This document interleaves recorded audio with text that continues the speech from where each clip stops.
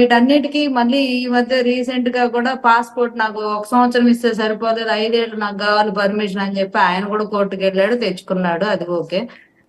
ఎప్పుడు ఇన్నాళ్ళంటే ఏదో అధికారం ఉంది కదా అని అడ్డం పెట్టుకుని తప్పించుకున్నాడు విచారణకి. ఇప్పుడు అలాంటి అవకాశం ఉండదు కదా, కోర్టు కూడా ప్రతిసారి ఎగ్జామ్షన్ ఇవ్వదుగా.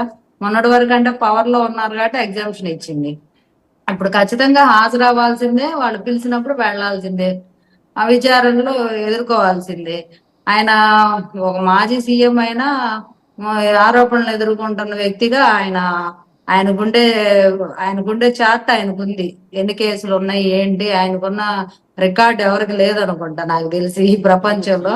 10 ఏళ్ల నుంచి బెయిల్ మీద తిరుగుతా. జైళ్ళకి వెళ్ళటం అనేది కొత్త ఏం కాదు. లాలూ ప్రసాద్ యాదవ్ వెళ్ళాడు, ఆయన దేవిలాల్ కొడుకు ఓంప్రకాష్ చౌతారి, ఆయన అయితే పాపం లైఫ్ టైం పడ్డారు. చివరిలో సత్ప్రవర్తన కారణంగా ఒక 10 నెలలు మినహాయించి ముందర వదిలేశారు 81 ఏళ్ల వయసులో. సో జైలుకి వెళ్ళటం అనేది పెద్ద రికార్డు సృష్టించిన వాళ్ళు ఏదో వాళ్ళేదో ఒకటి అరవ లేకపోతే మొత్తం మీద 10 కేసులు లోపే. ఈయన అలా కాదుగా, ఈయన పెద్ద చాటాడంతుంది ఈయన. ఆ లిస్టు చదివేసరికి నీరసం వచ్చింది, ఆ కేసులు లిస్టు చదివేసరికి. ఇంత ఘనాపాటి నిన్న కూర్చొని ప్రెస్ మీట్ లో నేను జైలుకు పంపిస్తా, నేను మళ్ళీ వస్తా అంటే జనాలేమి మళ్ళీ ఈయన ఎన్నుకోవడానికి అంత అమాయకంగా అయితే లేరు. ఆయన చెప్పే మాటలు వినే పరిస్థితిలో లేదు. ఇప్పుడు నందిగాం సురేష్ ఒక స్వతంత్ర సమరయోధుడు, ఈ జగన్మోహన్ రెడ్డి గారు ఆయన ట్రైన్ చేసిన ఈయన పెద్ద స్వతంత్ర సమరయోధుడు. వీళ్ళందరినీ ఎవరిని జైళ్ళకు పంపించకూడదు, ఎవరి మీద యాక్షన్ తీసుకోకూడదు, కానీ వీళ్ళు ఏమైనా చేయవచ్చు.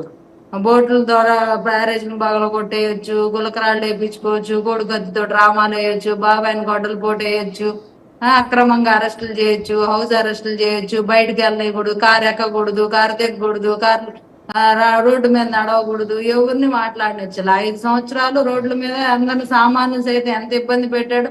ఈయన వచ్చి ఈ రోజు రెడ్ బుక్ అంటే అసలు దెయ్యం వేదవల్లిస్తున్నట్టుగా ఉంది.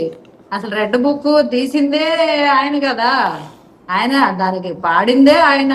అధికారం అడ్డం పెట్టుకొని అధికారం ఉంది కదా అని ఎక్కడో ముంబైలో ఉన్న అమ్మాయిని కూడా తీసుకొచ్చి 45 రోజులు అరెస్ట్ చేసిన ఘనత అయింది. అలాంటి పరిస్థితుల్లో అధికారాన్ని బీభత్సంగా దుర్వినియోగం చేసుకొని ఏదో వెళ్ళాడు, బురదలో 4 ఫోటోలు తీసుకొని డ్రోన్లు చేసుకొని వాళ్ళ ఇల్లు మునగడానికి ఈ గేట్లు ఎత్తారు, వీళ్ళ ఇల్లు మునగడానికి ఆ గేట్లు ఎత్తారని కాసేపు, ఇల్లు మునిగిందని కాసేపు, మునగలేదని కాసేపు, బొడమేరు గేట్లు ఉన్నాయని కాసేపు, నదని కాసేపు, వాగని కాసేపు. వాళ్ళకి ప్రజలకు ఒక పులిహార ప్యాకెట్ ఇచ్చింది లేదు, ఒక పాల ప్యాకెట్ ఇచ్చింది లేదు. ఇంతవరకు కోర్టు ప్రకటించానన్నాడు. ఆ కోర్టు ఎవరికి ప్రకటించాడు ఆ పరమాత్ముడికే తెలియాలి. ఆయన ప్రకటించాడాలి, ఆ ప్రకటించేదేదో కాస్త ఘనంగా ఎటు ప్రకటించడమే కదా. ఆ ప్రకటించడం ఏదో ఘనంగా 10 కోట్లు ప్రకటించవచ్చుగా, ఎటు ఇచ్చేది లేదు చచ్చేది లేదు. ఆ నెంబర్ అయినా కొంచెం గొప్పగా సాలిడ్గా ఉండేలా ప్రకటించవచ్చుగా, అది చేయడు.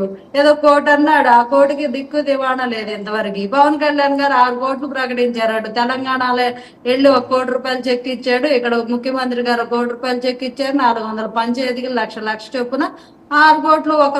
ఆయన దగ్గర అప్పులు ఉన్నాయి, అప్పులు ఉన్నా కూడా అప్పు చేసి 6 కోట్లు రాష్ట్ర ప్రజలకు ఇస్తే ఈయనేమో లక్షల కోట్లు దప్పుకు తిన్నాడు.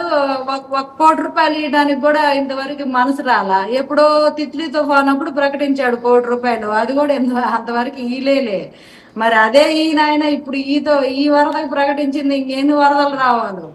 సో ఇట్లాంటి ప్రకటించడాలు తప్ప చేసేది ఏముండదు. మళ్ళీ కూర్చొని రెడ్ బుక్ రాజ్యాంగం అని ఏళ్ళు చూపిస్తా మాట్లాడి ఏదో ప్రెస్ మీట్ ఉంది కదని మళ్ళీ వాళ్ళ మీద విలేకరుల మీద ఇదిగో మీరే చదువుకోండి నేను పోతా అని మళ్ళీ అసహనం. వాళ్ళు అడిగే క్వశ్చన్లకు ఆన్సర్ చెప్పే ఓపిక లేదు ఈయన దగ్గర. ఇలాంటి ఆయన పరిపాలించి మనం మళ్ళీ ఈయనకు అధికారం ఇస్తారా?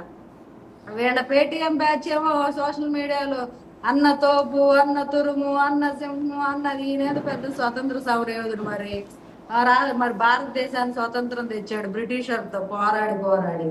అందుకని వాళ్ళ ఎలివేషన్ చూస్తేనేమో అసలు ఒక స్థాయిలో ఏం లేదు. ఈయన ఒక సంఘ సంస్కర్త, ఈయన తెచ్చిన ఆర్థిక సంస్కరణలతో దేశం అంతా ఈ రోజు ప్రపంచంలో నెంబర్ 1 ర్యాంక్ లో ఉంది అన్నట్టుగా వాళ్ళ బిల్డప్లు అలా ఉంటాయి.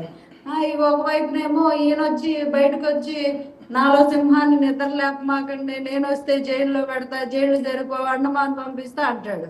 సో ఇలాంటి వ్యక్తుల్ని ప్రజలు ఎన్నుకుంటారనేది నేనైతే అనుకోను. ప్రతిదానికి రాజకీయమే.